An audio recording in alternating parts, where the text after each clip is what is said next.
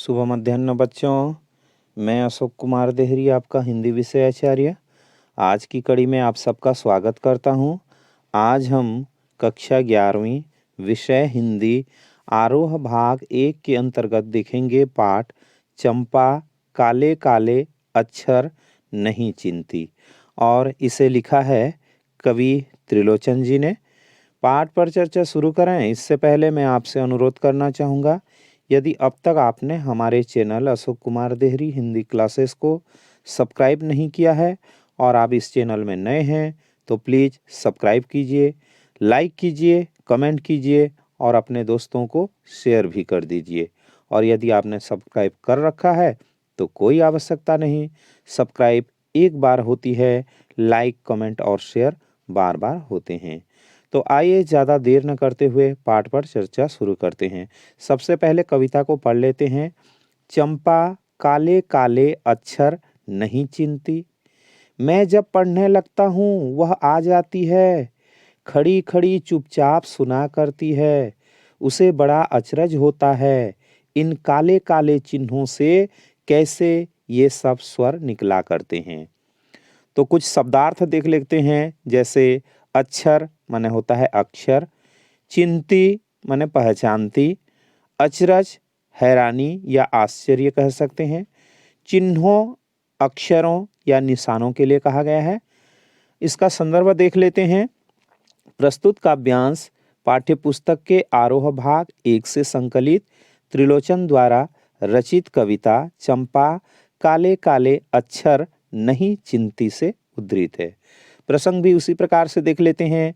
प्रस्तुत पंक्तियों में कवि ने पलायन के लोक अनुभवों एवं साक्षरता के प्रति ग्रामीण समाज में व्याप्त उदासीनता को चंपा के माध्यम से अभिव्यक्त किया है। यहाँ पर जो पलायन है, लोग जो गांव को छोड़ करके शहरों की ओर पलायन कर रहे हैं, उनके पीछे जो अनुभव है एवं साक्षरता के प्रति जो ग्रामीण समाज में व्याप्त उदासीनता दिखाई दे रही है, उसको चंपा नामक एक किरदार के माध्यम से कवि ने अभिव्यक्त करने का प्रयत्न किया है।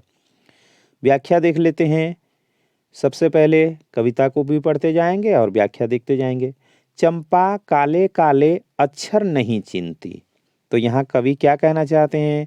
कविता की नायिका चंपा नामक ग्वाल बाला है, जो अक्षरों का महत्व नहीं जानती, अशिक्षित है, और उसके लिए ये अक्षर काले काले धब्बों के सिवाय कुछ नहीं है। मैं जब पढ़ने लगता हूँ वह आ जाती है, खड़ी खड़ी चुपचाप सुना करती है। जब लेखक कोई पुस्तक पढ़ने लगता है तो चंपा उनके पास आ जाती है, वह उनके पास खड़ी होकर सुनने लगती है कि लेखक पुस्तक पढ़कर क्या कह रहा है। उसे बड़ा अचरज होता है, इन काले चिन्हों से कैसे ये सब स्वर निकला करते हैं। उसे इस बात से बहुत हैरानी होती है कि काले काले अक्षरों में से इतने सारे स्वर कैसे निकलते हैं। वह अक्षरों का महत्व नहीं समझ पाती है। हालांकि सारे अक्षर एक जैसे दिखाई देते हैं, लेकिन सभी से स्वर अलग अलग निकला करते हैं। तो उसी को देख करके वह आश्चर्य हो जाती है कि इन अक्षरों से ये सारे स्वर कैसे निकलते हैं, और उनके महत्व को भी तो नहीं जानती है। इसका विशेष देख लेते हैं। कविता अत्यंत सरल तथा सादगीपूर्ण है। निरक्षर व्यक्ति के हृदय में उठने वाले भावों को अभिव्यक्त किया गया है। चंपा का अक्षरों को देखकर आश्चर्यचकित होना एक सशक्त एवं सजीव प्रयोग है। काले काले तथा खड़ी खड़ी जैसे पुनरुक्ति पूर्ण शब्दों से अभिव्यक्ति रोचक बन पड़ी है। आगे की जो कविता है उसे भी देख लेते हैं। चंपा सुंदर की लड़की है, सुंदर ग्वाला है, गाय भैंसें रखता है। चंपा चौपायों को लेकर चरवाही करने जाती है। चंपा अच्छी है, चंचल है, नटखट भी है, कभी कभी उधम करती है, कभी कभी वह कलम चुरा देती है। जैसे तैसे उसे ढूंढकर जब लाता हूँ, पाता हूँ अब कागज गायब, परेशान फिर हो जाता हूँ। तो फिर से इन पंक्तियों को पढ़ते हैं। कुछ शब्दार्थ देख लेते हैं। जैसे ग्वाला गाय चराने वाले को कहा जाता है। चौपाया मतलब पशु के लिए कहा गया है, 4 पैरों वाले पशु के लिए। चरवाही करना, चराने का काम करना। चंचल, शरारती, शोक। उधम करना, हलचल भरी शरारतें करना। संदर्भ जैसा पहले बोल चुके हैं उसी प्रकार से रहेगा। प्रसंग, प्रस्तुत पंक्तियों में कवि ने चंपा के व्यक्तित्व की विशेषताओं का वर्णन किया है। व्याख्या देख लेते हैं। चंपा सुंदर की लड़की है, सुंदर ग्वाला है, गाय भैंसें रखता है। तो यहाँ पर कवि कहना चाहते हैं कि चंपा का परिचय देते हुए कवि कहते हैं कि यह चंपा सुंदर नामक एक ग्वाले की बेटी है और सुंदर पेशे से ग्वाला है। उसके पास गायें और भैंसें हैं। चंपा चौपायों को लेकर चरवाही करने जाती है और यह जो चंपा है उन गायों भैंसों को चराने का काम करती है। चंपा अच्छी है, चंचल है। कवि का कथन है कि चंपा बहुत सुंदर है, अच्छी भी है और चंचल लड़की है, अर्थात उसमें चंचलता भी भरी हुई है। नटखट भी है, कभी कभी वह शरारतें भी करती है, कभी कभी उधम करती है, कभी कभी वह कलम चुरा देती है। जैसे तैसे उसे ढूंढकर जब लाता हूं पाता हूं अब कागज गायब। लेखक आगे कह रहे हैं कि कभी कभी वह लेखक की कलम भी चुरा लेती है, तो कभी वह उसका कागज गायब कर देती है। कवि किसी तरह कलम व कागज को ढूंढ कर लाता है। इस प्रकार चंपा अपनी नटखट शरारतों से लेखक को बहुत परेशान किया करती है। इसका विशेष देख लेते हैं। ग्रामीण भाषा एवं परिवेश के अनुरूप काव्यांश ग्राम्य शब्दों से भरा हुआ है। चौपाया, चरवाही जैसे शब्द ग्रामीण परिवेश को साकार कर रहे हैं। चंपा की भोली शरारती या शरारतों का वर्णन मनोरम बन पड़ा है। अभिव्यक्ति एकदम सरल, सपाट और सीधी सादी है। कभी कभी और जैसे तैसे शब्दों के प्रयोग से प्रवाह गुण आ गया है। आगे देखते हैं, आगे की जो काव्य पंक्तियां हैं उनको भी देख लेते हैं। चंपा कहती है, तुम कागज ही गोदा करते हो दिन भर, क्या यह काम बहुत अच्छा है? यह सुनकर मैं हंस देता हूँ। फिर चंपा चुप हो जाती है। उस दिन चंपा आई, मैंने कहा कि चंपा तुम भी पढ़ लो, हारे गाढ़े काम सरेगा। गांधी बाबा की इच्छा है सब जन पढ़ना लिखना सीखें। चंपा ने यह कहा कि मैं तो नहीं पढ़ूंगी, तुम तो कहते थे गांधी बाबा अच्छे हैं, वे पढ़ने लिखने की कैसे बात कहेंगे, मैं तो नहीं पढ़ूंगी। तो आइए देख लेते हैं इनका भी जो भावार्थ है उसे। सबसे पहले हम देखेंगे कि इनके जो शब्दार्थ हैं उन शब्दार्थों पर चर्चा कर लेते हैं। कागद मतलब कागज के लिए है। गोदा मतलब लिखना। हारे गाढ़े काम सरेगा मतलब कठिनाई के दिनों में काम आएगा।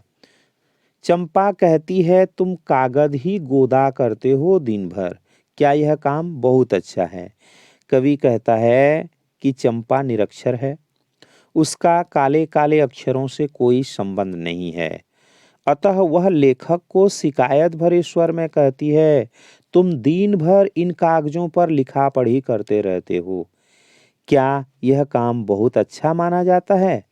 मैं तो ऐसा नहीं समझती। यह सुनकर मैं हंस देता हूँ। लेखक कहते हैं कि चंपा के इस बात पर वह हंस देते हैं। फिर चंपा चुप हो जाती है, तो चंपा उस समय चुप हो जाती है।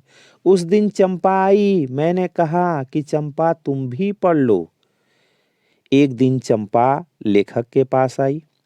लेखक ने उससे कहा, तुम पढ़ना लिखना सीख लो,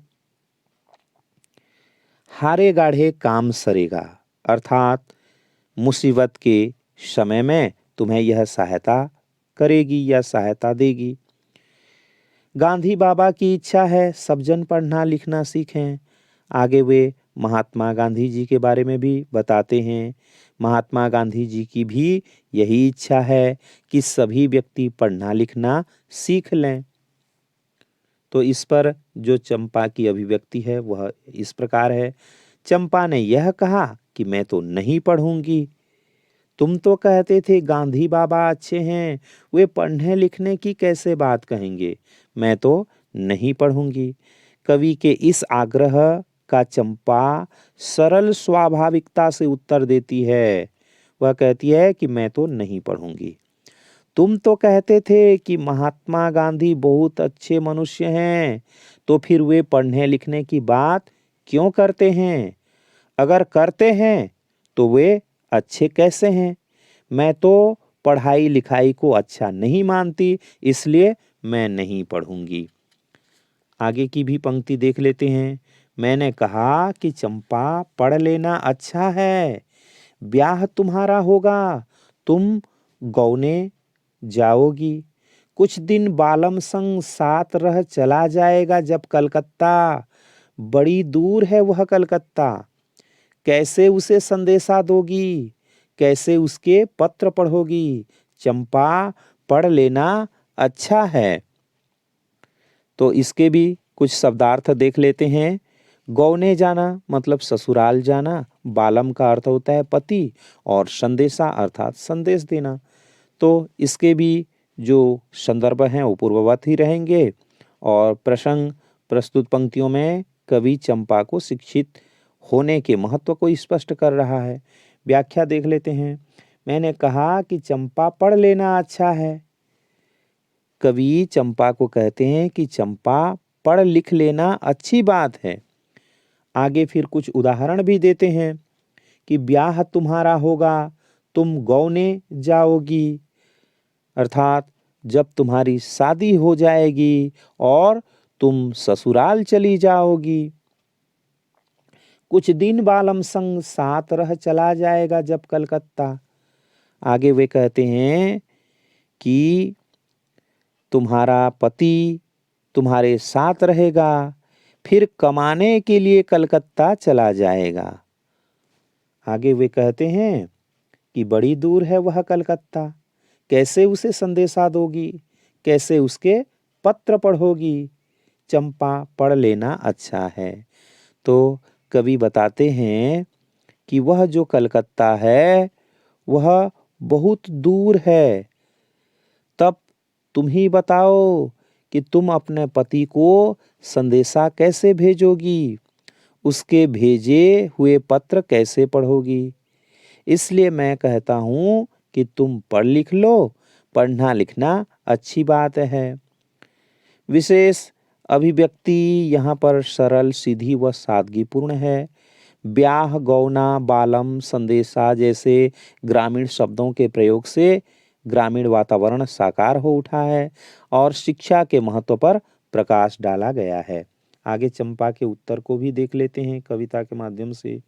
चंपा बोली तुम कितने झूठे हो, देखा, हाय राम, तुम पढ़ लिख कर इतने झूठे हो। मैं तो ब्याह कभी न करूंगी, और कहीं जो ब्याह हो गया तो मैं अपने बालम को संग साथ रखूंगी। कलकत्ता में कभी न जाने दूंगी, कलकत्ते पर बजर गिरे।